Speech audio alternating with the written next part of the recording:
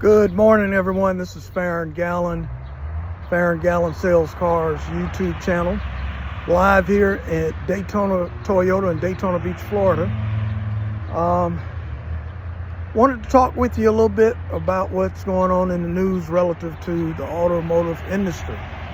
Obviously, tariffs are supposed to kick in tomorrow, I should say this week, because today is March 31st, so Wednesday of this week. How will that affect this consumer?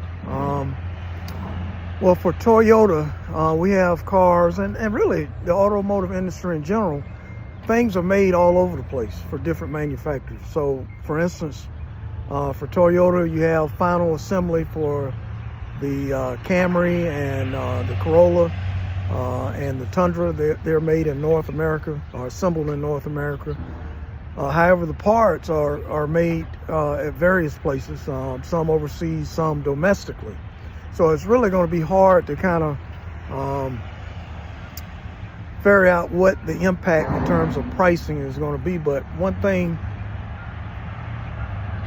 will most likely happen is that prices of cars are going to go up a little bit steeper towards the middle of this year and the end of this year, if tariffs remain in place.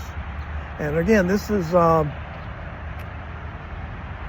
nothing political or anything. I'm just stating what will happen based on everything I'm reading, and I'm not representing Toyota. This is just how I see it. So, for example, on this lot, I've got the RAV4 here. This is a 2025 RAV4.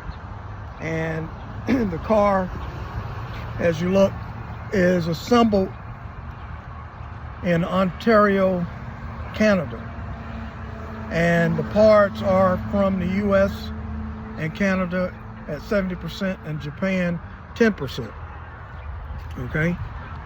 Now, if you look at some of our other vehicles, such as a RAV4 Prime, and I'm just guessing this is going to be more or less made in Japan, and that's correct. It's assembled in Japan, with the parts being 80% from Japan and 20% from China.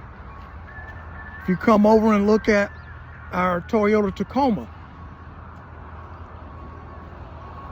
and this particular Toyota Tacoma,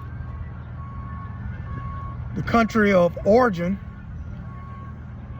final assembly is Baja California.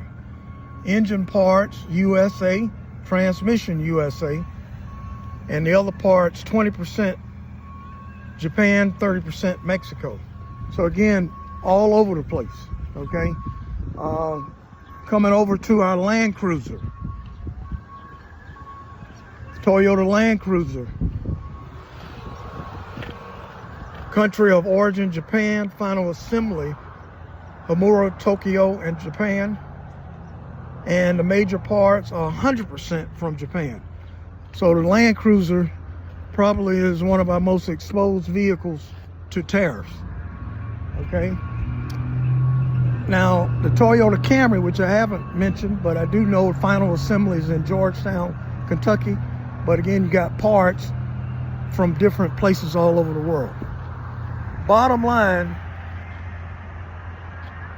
we probably have about a 45-day supply of cars that are on the ground at some point in transit or at a dealership that will not be impacted by the tariffs, most likely.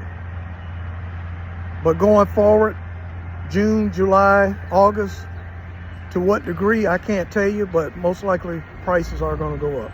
So, if you're in the market for a car within the next 2 years, it might be a pretty good idea to purchase now versus later and save yourself some money.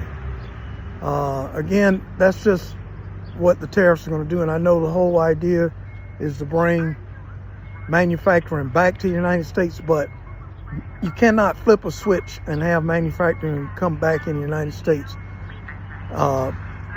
within months. That just is not going to happen, particularly for manufacturing a car or a vehicle or a plant That takes several years, okay? Even parts to a certain extent would take a couple years for supply chains. It just does not flip like a switch. So for the consumer, you're looking at 2 to 3, maybe even 5 years if the tariffs remain of higher prices. I'm Farron Gallen at Daytona Toyota. Have a great day.